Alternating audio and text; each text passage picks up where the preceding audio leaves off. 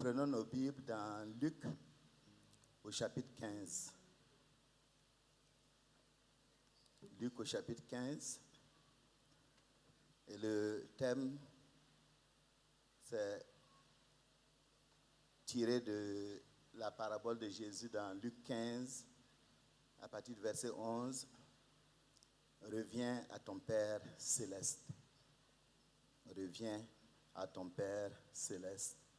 Luc 15.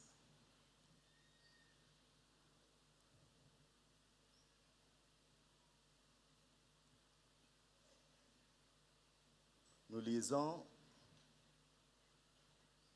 jusqu'au verset 25 et ensuite le verset 32. Il dit encore, un homme avait 2 fils. Le plus jeune dit à son père, « Mon père, donne-moi la part de bien qui doit me revenir. » Et le père leur partagea son bien. Peu de jours après, le plus jeune fils, ayant tout ramassé, partit pour un pays éloigné où il dissipa son bien en vivant dans la débauche. Lorsqu'il eut tout dépensé, une grande famine survint dans ce pays et il commença à se trouver dans le besoin. Il alla se mettre au service d'un des habitants du pays qui l'envoya dans ses champs garder les pourceaux. Il aurait bien voulu se rassasier des carouges que mangeaient les pourceaux, mais personne ne lui en donnait. Étant rentré en lui-même, il dit, « Combien d'ouvriers chez mon père ont du pain en abondance, et moi ici je meurs de faim. Je me lèverai, j'irai vers mon père, et je lui dirai, « Mon père, j'ai péché contre le ciel et contre toi. Je ne suis plus digne d'être appelé ton fils. Traite-moi comme l'un de tes ouvriers. » Et il se leva et alla vers son père. Comme il était encore loin, son père le vit et fut ému de compassion. Il courut se jeter à son cou et l'embrassa. Le fils lui dit, « Mon père, j'ai péché contre le ciel et contre toi. Je ne suis plus digne d'être appelé ton fils. » Mais le père dit à ses serviteurs, « Apportez vite la plus belle robe et revêtez-le. Mettez-lui un anneau au doigt et des souliers aux pieds. Amenez le veau gras et tuez-le. Mangeons et réjouissons-nous. Car mon fils que voici était mort et il est revenu à la vie. Il était perdu et il est retrouvé. » Et ils commencèrent à se réjouir. Verset 32 ou 31. « Mon enfant, lui dit le père au fils aîné qu'il parle, tu es toujours avec moi et tout ce que j'ai est à toi. Mais il fallait bien s'égayer, se réjouir parce que ton frère, que voici, était mort et qu'il est revenu à la vie, parce qu'il était perdu et qu'il est retrouvé. Amen. » Seigneur, tu as prévu de parler à des personnes que tu as choisies, à des personnes que tu veux bénir en les sauvant. Accomplis ta parole et que ton nom soit glorifié. Au nom de Jésus. Amen. Cette parabole, couramment appelée parabole du fils perdu ou prodigue, est d'une très haute importance. Haute importance, pourquoi? Parce qu'aux yeux de Dieu, il parle du retour d'un fils qui est perdu et de la promptitude du Père à pardonner. Et Jésus, en donnant cette parabole, il s'adressait aux pharisiens qui étaient en train de le critiquer, mépriser ses manières, parce qu'il a reçu des gens de mauvaise vie, des publicains. Et si vous lisez les 2 paraboles antérieures à celle-là, Jésus va parler de la brebis égarée qui a été retrouvée et de la drachme ou pièce de monnaie égarée qui a été retrouvée. Et à chaque fois, il a répété la même conclusion. Je vous le dis au verset 7, il y aura plus de joie dans le ciel pour un seul pécheur qui se repent que pour 99 justes qui n'ont pas besoin de repentance. Au verset 10, je vous le dis, il y a de la joie devant les anges de Dieu pour un seul pécheur qui se repent.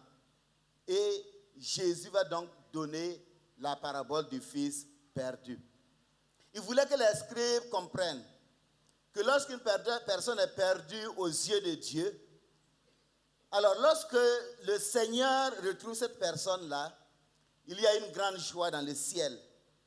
Et les mots qui ont été donnés pour traduire la joie ici parlent de sauter et bondir de joie. Ça parle d'être lumineux, de briller. Donc dans le ciel, il y a des sauts de joie. Il y a des éclats de joie. Et pour illustrer, Jésus donne cette parabole pour montrer ce que la repentance réalise aux yeux de Dieu. Non seulement pour Dieu, elle réalise une grande joie, mais pour la personne qui se repent, il y a le salut que Dieu a toujours voulu donner. Elle donne l'intensité de la joie céleste. Elle présente la plénitude de la joie qui se trouve au ciel et la plénitude du pardon qui est réalisé sur la terre parce qu'une personne qui est rebelle s'est repentie. Il nous semble alors que lorsqu'une personne reprend la route du ciel par le moyen de la repentance, la joie dans le ciel, ou du moins la joie de Dieu suscite une grande joie, de grandes manifestations, des éclats au niveau des anges qui chantent et qui dansent devant le Seigneur. Mais la repentance, c'est quoi en réalité? La repentance est un changement d'intention. C'est un changement de mentalité. La repentance, c'est la tristesse qu'on éprouve à cause de son péché et la douleur qu'on éprouve parce qu'on a offensé Dieu. On a fait du mal à Dieu et bien sûr à soi-même. Et quand on parle de repentance, on parle toujours de conviction de péché, un profond regret d'avoir offensé Dieu. On parle de confession du péché. L'acte que j'ai posé, ce que j'ai posé comme acte, je demande pardon à Dieu. On parle d'abandon du mal en troisième lieu, le dégoût du péché. Je veux rompre avec les mauvaises habitudes du passé. On parle de soumission complète à Dieu, une marche qu'on engage avec Dieu. On engage une marche par la foi en Jésus-Christ. Et finalement, on parle de persévérance dans une attitude constante de repentance, la sanctification permanente, la recherche de sainteté en tout temps. Alors, considérons la parabole de ce fils perdu qui oppose bien la profondeur de la déchéance morale ou la déchéance spirituelle à la profondeur de l'amour du Dieu qui pardonne, le Dieu qui donne la vie. Nous n'allons pas parler du fils aîné, nous n'aurons pas le temps pour cela. Nous parlons du fils perdu. D'abord, le problème de la rébellion. Le père dont il est question ici a été attristé. Il a été meurtri dans son âme lorsque son fils cadet, il avait 2 fils, le cadet vient lui dire de lui donner sa part d'héritage. Normalement, un fils n'hérite de son père que lorsque celui-ci est décédé. Il est mort. Mais ici, la demande du fils vient surprendre le père. Parce qu'en réalité, le fils, qu'est-ce qu'il a fait? Il a tué son père dans son cœur. Il a souhaité la disparition de son père. Il a oublié tout ce que le père a fait pour lui jusqu'à cet âge. Et il a agi en insensé. Il était probablement pubère autour de 12 à 18 ans, peut-être maximum 20 ans. Et il veut vivre sa vie, il veut faire la fête. Il a agi comme Israël lorsque Dieu amène Israël en Canaan. Juste après le temps de Josué, Israël a oublié ce que Dieu a fait. Et Israël a commencé à jouir de sa liberté en allant vers les idoles. Ce fils a tué son père dans son cœur. Toutefois, le père de ce jeune homme était un homme bon, un homme respectueux de la liberté que l'on donne. Il n'est pas du genre qui force, qui impose, mais il est du genre qui propose et qui encourage et qui conduit. Alors, puisque le fils cadet a exigé, alors le père va lui donner sa part d'héritage. Alors, il a dû prendre sa part d'héritage, un tiers, parce que l'aîné a toujours le double. Il part et il va vendre tous ses biens. Et il part loin de son père, loin du regard réprobateur. Riche, libre, il va se livrer à la volupté et dépenser sans mesure avec ses nouveaux amis, dépenser avec ses multiples conquêtes féminines, avec les prostituées, avec les drogués, avec tous ceux-là qui vivent dans le mal. Il a mené une vie de plaisir jusqu'au jour où probablement il s'est rendu compte que ce que l'on dépense sans réfléchir, ce que l'on dépense sans calculer, on le perd entièrement. Mais c'était trop tard. C'était trop tard parce qu'au moment où il pouvait peut-être se rendre compte, une famine est survenue dans le pays. Et la famine a plongé tout le pays dans la détresse. Il y avait une crise économique. Et le reste de ses biens se sont envolés. Et quand ces biens se sont envolés, ses nombreux amis ont disparu. Et les admiratrices se sont volatilisées. Et là, il se retrouve seul, sans appui, sans soutien. Un bon jeune juif qui sait que la débauche n'est pas bien, que la dépravation n'est pas bien, probablement quand il est allé dans la contrée, il a évité de s'approcher des juifs parce qu'on va lui faire des remarques. Et maintenant qu'il a tout perdu, il ne peut non plus aller chez un juif parce qu'il est impur. Et la seule personne qui va avoir pitié de lui va le plonger plus bas encore. Parce qu'il va lui proposer, voilà, le seul travail que tu peux avoir, c'est d'aller t'occuper de mes porcs. Un juif ne touche pas à un porc. Le porc est impur. Et malheureusement, par sa rébellion, il s'est autodéchu de sa judaïté. Il s'est autodéchu de son identité. Et là, dans ce pays, il n'est plus personne. Il a tout perdu. Et le comble, c'est qu'il a dû être sous-payé. Parce que ce qu'il gagnait ne suffisait pas pour son repas. À tel point qu'il enviait la nourriture des porcs. Les carouges, ce sont des... Bon, j'ai oublié, je n'ai pas amené, j'avais un symbole pour vous le présenter. Et c'est le produit des arbres que les animaux mangent. Un humain n'en mange pas, c'est fait pour les porcs, c'est fait pour engraisser les animaux. Et pour lui, ce repas des porcs était savoureux et délicieux. Parce qu'il ne pouvait pas s'acheter à manger. Les porcs, si impurs, ont aujourd'hui plus de dignité que lui-même, sa personne. Et c'est à ce moment-là, du fond de sa misère, qu'il va commencer à réfléchir sur sa vie. Il va commencer à réfléchir sur sa place dans ce monde. Commencer à réfléchir sur son devenir. Bien-aimés, si le Seigneur nous a orientés vers ce passage aujourd'hui, c'est parce qu'il veut parler à toi, à une catégorie de personnes qu'il invite à la repentance. La première catégorie, ce sont des personnes qui sont nées de familles chrétiennes. Je le dis parce que moi-même, je suis fils de pasteur. Ils sont nés de familles chrétiennes. Depuis votre tendre enfance, on vous a parlé de Jésus-Christ. Les fondements et les principes de votre éducation étaient basés sur la parole de Dieu. À l'église, vous avez été peut-être probablement dans la classe des enfants, apprendre des versets, les réciter, et puis chanter des chants chrétiens à tue-tête. Vous avez été baptisé au début de votre adolescence,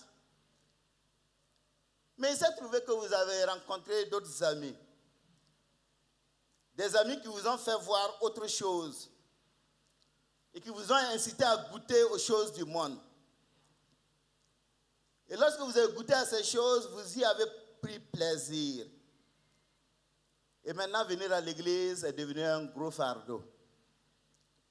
Vous préférez dormir le dimanche matin parce que samedi soir était torride. C'était la fête en boîte, dans les maquis. C'était la fête, le passage dans les chambres de passe, etc. Certains parmi vous ont même tout fait pour quitter leur ville, pour aller ailleurs.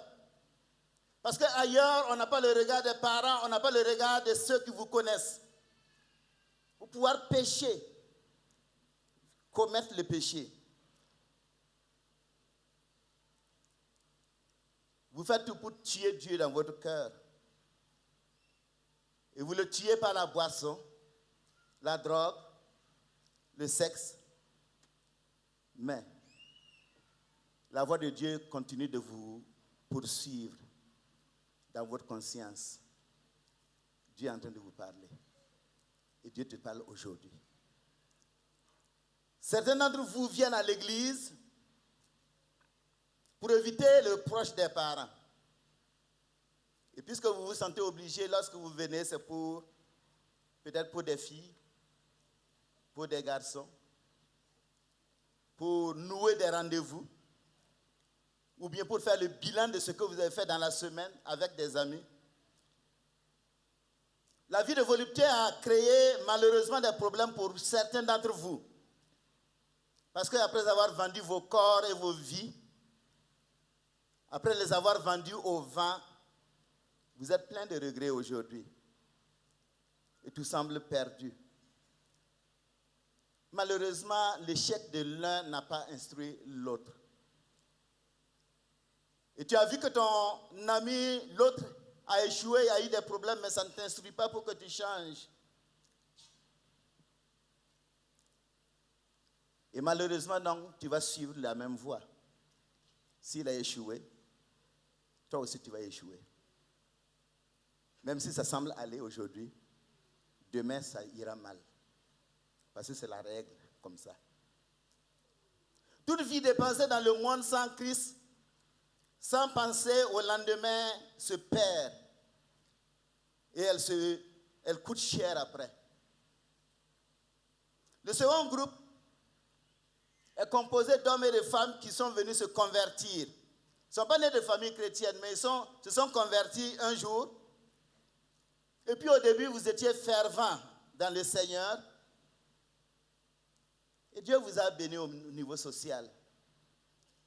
Et lorsqu'il vous a béni, lorsqu'il vous a aidé à gravir des échelons, alors vous avez détourné la bénédiction de Dieu pour vivre selon le monde, en méprisant votre épouse, en méprisant votre époux, en méprisant vos enfants. C'est vrai, vous venez encore à l'église, mais vous savez bien que vous avez quitté votre tendre père. Vous l'avez abandonné. Vous faites ce que vous voulez. Vous vous êtes engagé dans un mode de vie où l'on vous a dit de faire attention. Mais comme vous êtes libre, vous vous êtes engagé dans un mariage qui n'est pas à la gloire de Dieu. Dans un travail qui n'est pas à la gloire de Dieu. Dans une activité sociale qui n'est pas à la gloire de Dieu. Vous avez fermé les oreilles et maintenant aujourd'hui vous êtes malheureux. C'est vrai, pour oublier cela, vous consommez le monde à pleines dents. Mais rien ne va. Votre cœur n'est plus en Dieu. Extérieurement, vous donnez l'heure de quelqu'un qui se porte bien. Mais vous-même, vous savez, toi-même, tu sais qu'au-dedans, c'est la misère, c'est la souffrance, c'est la douleur. Ça ne va pas. Et aujourd'hui, ça ne va pas. On vient à l'église pour nouer des relations. On vient à l'église pour appartenir à un groupe religieux. Vous avez tué Dieu dans votre cœur. Et vous êtes en train de le tuer entièrement. Mes amis, je vais vous dire ceci. Parce que vous avez tué Dieu dans votre cœur, Satan aussi a tué tout votre désir de prier. Lorsqu'on vous parle de prière, ça vous énerve. À vous tous qui êtes perdus, qui avez lâché Dieu. Quand on parle de prière, ça vous énerve. Et Satan fait tout pour éloigner votre regard de la parole de Dieu, de la Bible. Parce qu'il sait que si vous jetez un coup d'œil sur la Bible, Dieu peut vous toucher, Dieu peut vous atteindre. Et donc, qu'est-ce que vous faites? Vous cachez la Bible. Pour que la Bible ne voit pas le mal que vous faites. Les bêtises, les choses mauvaises que vous faites. La Bible même devient un problème pour vous. Vous haïssez aujourd'hui ceux-là qui sont fervents dans le Seigneur. Parce que leur présence vous reproche. Ce sont des troubles de conscience pour vous. Et ce matin, la voix de Dieu te rejoint parmi les morts. La voix de Dieu vous rejoint parmi les morts où vous vivez actuellement. Là où vous souffrez, mais vous résistez malheureusement. Vous résistez. Et pourtant vous vous dites, chaque jour, si la mort me surprend, si Jésus-Christ venait maintenant, je ne serais pas enlevé. Et dans votre lit, lorsque vous êtes seul, vous souffrez intérieurement. Vous souffrez intérieurement, mais au lieu d'abandonner le lendemain, on continue parce que simplement, vous avez donné pied et poing à Satan. Pied et poing au diable, au monde. Et la voix de Dieu crie, réveille-toi, toi qui dors. Relève-toi d'entre les morts et Christ t'éclairera. Maintenant, est-ce qu'il peut y avoir une voie de sortie pour toi? Est-ce qu'il peut y avoir un changement que nous enseigne le Fils prodigue? Qu'est-ce que tu vas faire en ce moment choral? Qu'est-ce que tu vas faire de ta vie? Que décides-tu? Qu'engages-tu?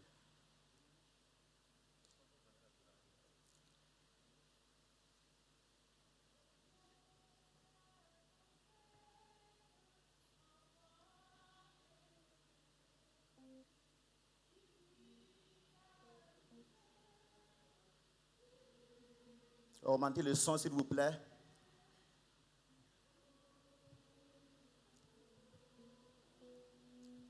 Reprenez. Reviens à ton Père, enfant égaré. Dis-lui ta misère, dis-lui j'ai péché. Toujours il pardonne à qui se répand. Pour toi l'heure sonne, c'est toi qui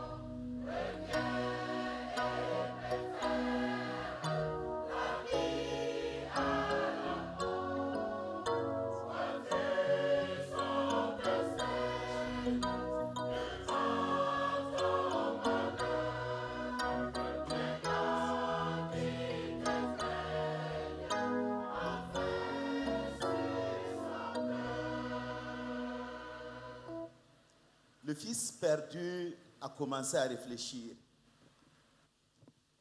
Misère, il a vu sa condition malheureuse et il a compris qu'il a mal exploité sa liberté.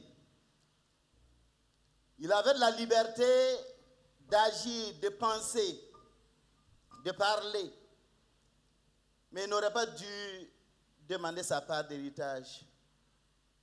Il n'aurait pas dû tuer son père dans son cœur. Et aujourd'hui, à cause de son mauvais choix, les ouvriers de son père sont des princes à ses yeux.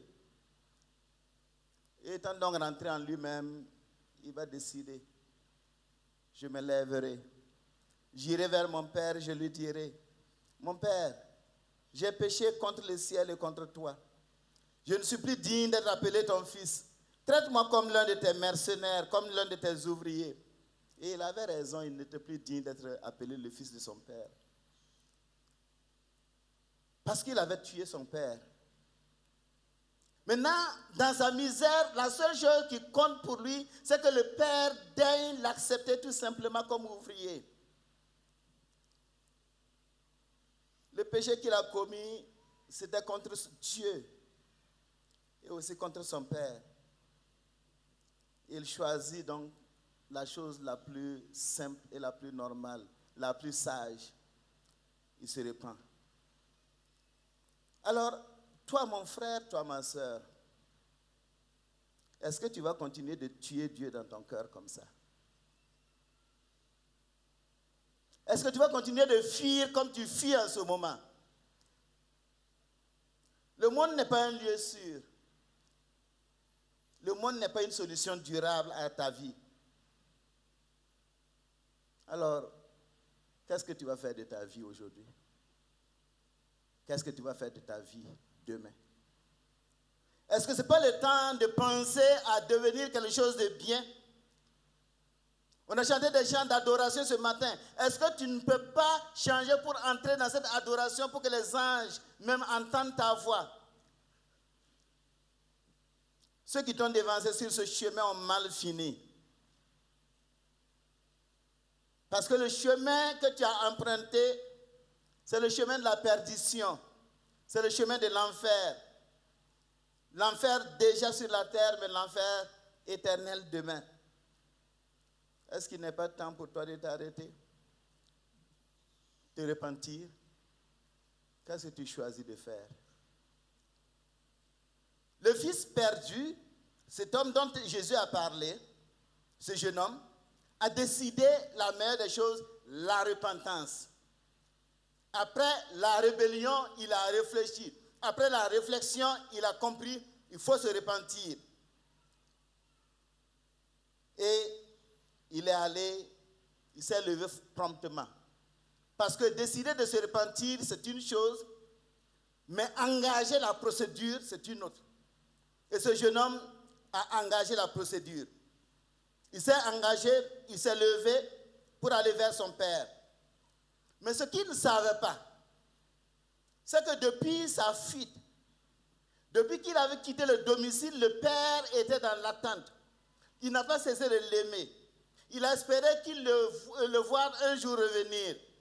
Et donc il a orienté même son fauteuil en direction de la route de l'exil.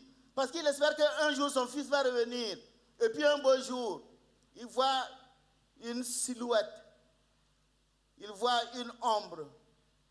Il voit une certaine démarche. Et quand il a vu la démarche, après, la personne s'est rapprochée et il s'est levé, il a couru vers lui parce qu'il a reconnu son fils. Ému de compassion, il a couru se jeter au cou de son fils. Et il l'a embrassé. Et ce fils, qui était perdu, va commencer à balbutier ses paroles de repentance. Il dit, mon père, j'ai péché contre le ciel et contre toi. Il a eu ce courage de le dire. Je ne suis plus digne d'être appelé ton fils. Mais à partir de ce moment, le père ne va pas le laisser continuer. Le père va arrêter son discours.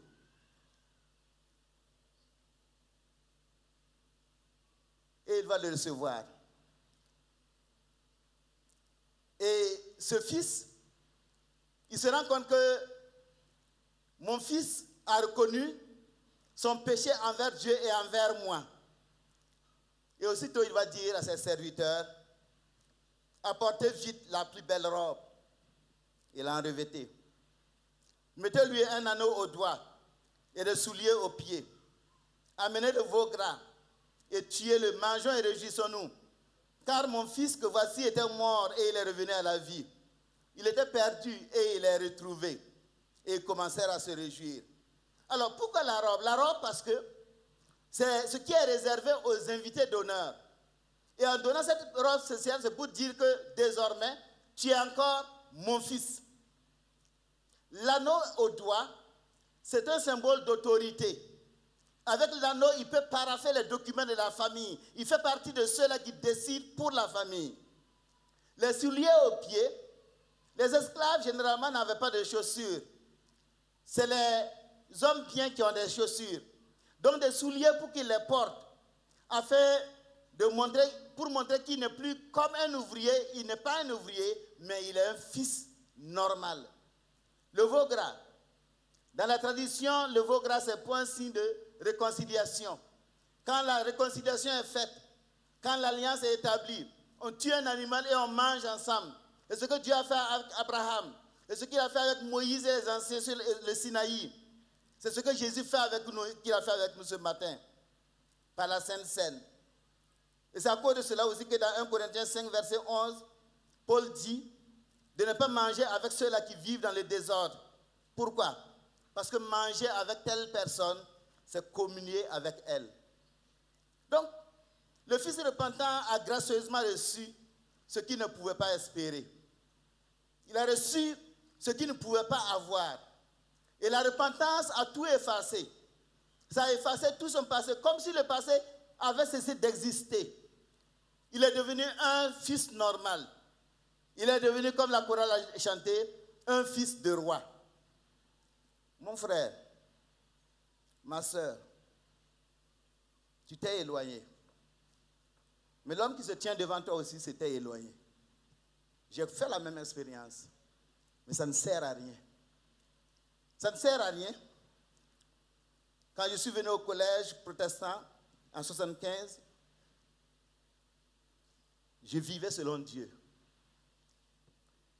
Aller à l'église, lecture régulière de la parole de Dieu. On priait beaucoup. J'ai été baptisé d'eau et baptisé du Saint-Esprit. Il y avait la chorale que nous avions au collège protestant avec Kambou. Et j'étais dans la chorale avec mon ami Nabané Emmanuel et mon ami Bamoro. Et on a chanté dans la chorale. Et j'ai été là jusqu'en 5e. C'est à partir du mois de mai que la dégradation a commencé. Au mois de mai, c'est goûter au mégot, c'est fumer avec les autres. Et je veux que vous écoutiez bien parce que je veux parler à quelqu'un de spécial, à des gens spécialement. Parce que ta vie, même si ça ne va pas, tu peux changer. Si moi j'ai changé, toi aussi tu peux changer. Alors, en mai 77, en 5e, j'ai commencé la vie mondaine. Une vie impure avec des amis sans Christ. L'égarement avec la musique, le hard rock, le rock and roll, et tout ce qu'il y a de puissant et de diabolique. J'y étais. C'est ce qu'on aimait d'ailleurs. Aller à l'église, oui, on n'a pas le choix.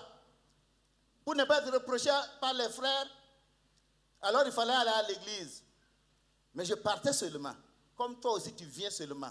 Comme vous aussi vous venez seulement. Ne riez pas. Je veux que quelqu'un entende le message de Dieu. Parce que je suis allé trop loin. Et l'égarement était très profond. Égarement dû aussi à des injustices. Égarement dû à des mauvaises manières de juger les choses. L'amour du monde. Et vous voyez, bien aimé, quand Satan veut vous détruire, il va créer les conditions pour vous détruire. Personne ne m'a appelé pour me conseiller.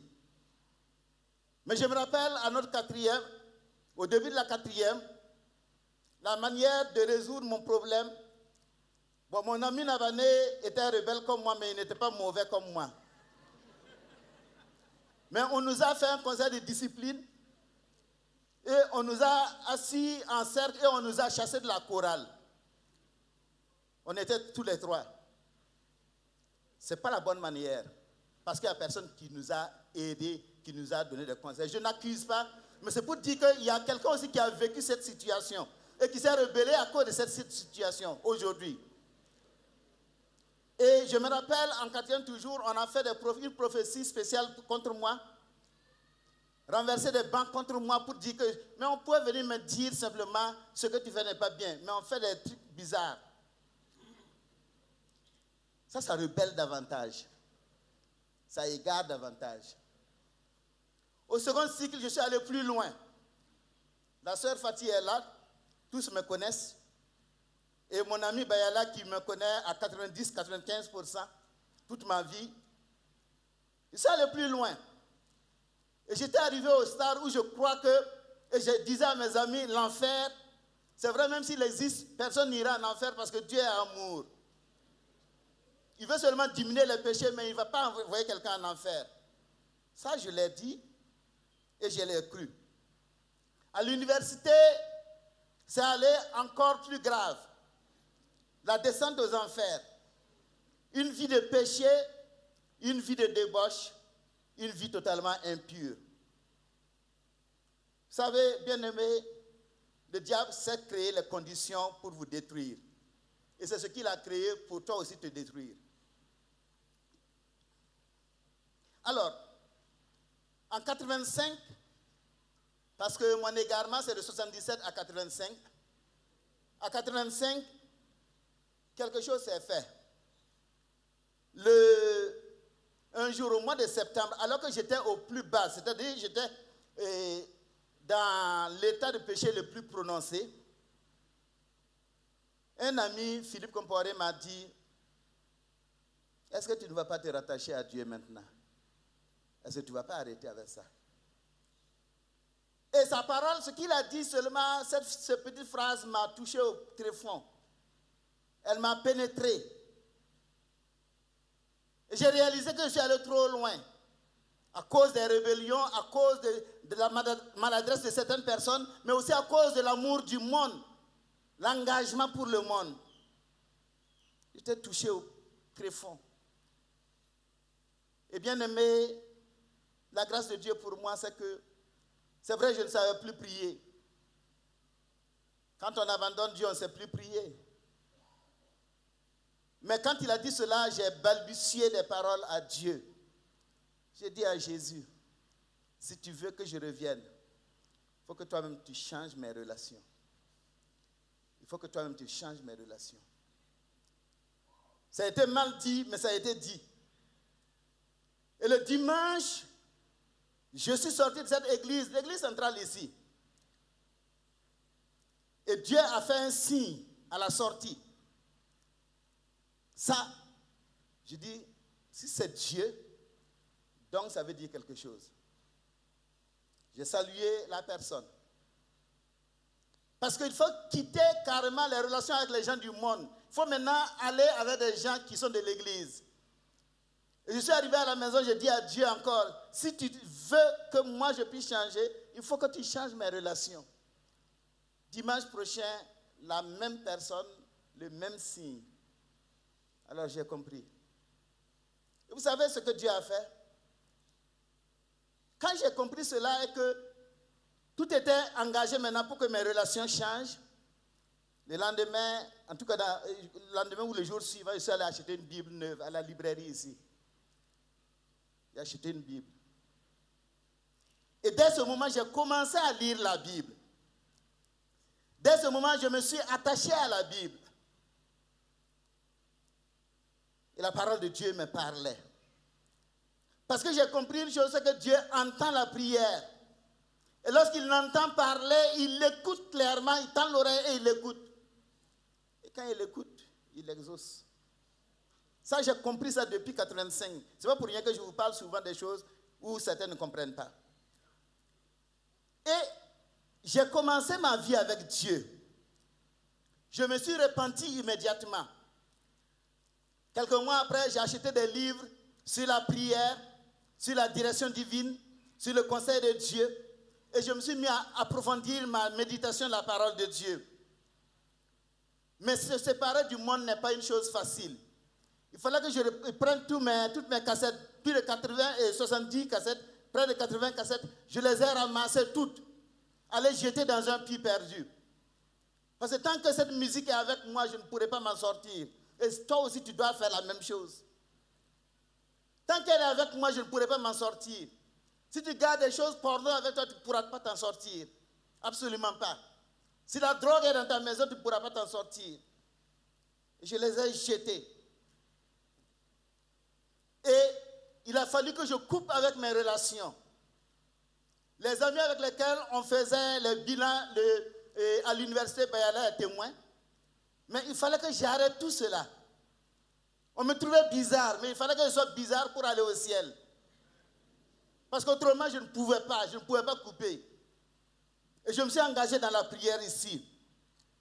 Et en 86, Dieu, pour montrer qu'il m'a intégré, qu'il m'a restauré, en février, vers le 25-26 février 86, dans la nuit, il y a un bruit qui m'a réveillé. Et en entendant le bruit, j'ai dit, ok, je vais prier un peu. Quand je me suis agenouillé pour prier, j'ai commencé à en parler en langue. Et j'ai compris. Je suis restauré. Ce que j'avais perdu en 77 est revenu. Et il y a une nouvelle vie qui commence. Et donc, j'avais chaque jour ma Bible sur ma moto. Et avec le frère Edouard que j'ai rencontré ici en 86, on a maintenant commencé à prier. Chaque midi, on se retrouvait ici pendant près de 4, 5, 6 mois. On se retrouvait ici, nous deux, pour prier pour la jeunesse de l'église. C'est aujourd'hui que j'en parle. On a prié pendant longtemps. Et après, 2 personnes se sont jointes à nous. Et c'est plus tard que le groupe s'est élargi. Pour que nous ayons les réunions du samedi soir. Et Dieu a étendu sa main. C'est une grâce. Ce n'est pas moi. Mais il fallait seulement que j'accepte me repentir. Et je suis entré dans la chorale en fin 86. J'ai dit, je vais aller là-bas, en tout cas pour voir. Je suis allé dans la chorale. Et ça a conduit le pasteur Youssouf à me confier les chants des vendredis soirs. Et je dirigeais les chants ici, les soirs. Et en 87, le pasteur Pavantoré qui était arrivé, on m'a confié les chants les dimanches, chaque dimanche. Je conduisais les chants. Et après, on a ajouté d'autres personnes. Mais un jour, quelqu'un qui me connaissait par le passé, qui me respectait par le passé, est venu m'appeler deux reprises pour demander, est-ce que ce que tu fais là, c'est vrai? J'ai dit oui. J'ai tout lâché. Ceux qui savent ce qui s'est passé, c'est la sœur Fatih, elle peut témoigner. J'ai tout abandonné. Et j'ai vraiment tout abandonné. Ça a étonné tout le monde. Mais pourquoi? Parce qu'il fallait que j'entende la voix de Dieu et que je m'humilie et que je rentre au-dedans de moi. Et le Seigneur m'a pleinement reçu. Sa grâce a été entière pour moi. Et c'est après mon retour à Dieu que j'ai compris que Satan me mentait. Dieu a fait de moi ce que je ne pouvais pas devenir. Ma vie a changé. Totalement changé. Et dès lors, j'ai eu la force de résister au péché. De dire non au péché. Et s'il arrivait que je tombe à genoux aussi pour demander pardon à Dieu. Parce que je ne veux pas et je ne dois pas vivre dans le péché. Et c'est ainsi qu'il me soutient jusqu'à ce jour. Alors, de par mon expérience et de par l'histoire du fils perdu, je peux te dire aujourd'hui avec force que Satan te ment. Satan te ment. Même si le milieu chrétien t'a blessé, on t'a blessé par la manière de te parler, la manière de te traiter. Si tu te laisses aller à cause de cette blessure, Satan te ment. Tu mourras. Satan ne fait que mentir. Et ta rébellion ne te donnera rien, sinon l'enfer. le monde ne pourra rien te donner de durable sur cette terre. Même si les choses semblent aller aujourd'hui, sous peu, tu seras malheureux, comme ce jeune perdu. C'est un principe de vie. Et sache mon frère, sache mon ami que l'enfer est réel. Et il sera occupé par ceux-là qui vivent dans le péché, les menteurs. J'ai eu la grâce de m'humilier en acceptant l'appel quand j'avais 24 ans et demi. L'appel au salut. En 85, je suis revenu au Seigneur. Et je dois te dire que plus tu dures dans le péché, plus tu t'endurcis. Et plus tu t'endurcis, plus il sera difficile pour le Seigneur de te sauver. Pourquoi ne viendrais tu pas aujourd'hui? Est-ce que tu vas choisir d'annuler toute l'éternité de gloire et de paix, de bonheur, à cause de 5 minutes de plaisir, 1 mois de plaisir, quelques années de plaisir? Est-ce qu'il faut vendre toute une éternité à cause de simples petites jouissances? Mon frère, ma soeur, pour t'offrir sa grâce, la voix du Père céleste te parle aujourd'hui. Sa voix te poursuit dans ta situation. Là où tu te trouves parmi les morts, elle te dit, relève-toi, quitte cet endroit. Tu sais que tu es un menteur. Décide de quitter le mensonge. Tu sais que tu es un idolâtre. Tu sais que tu es un débauché.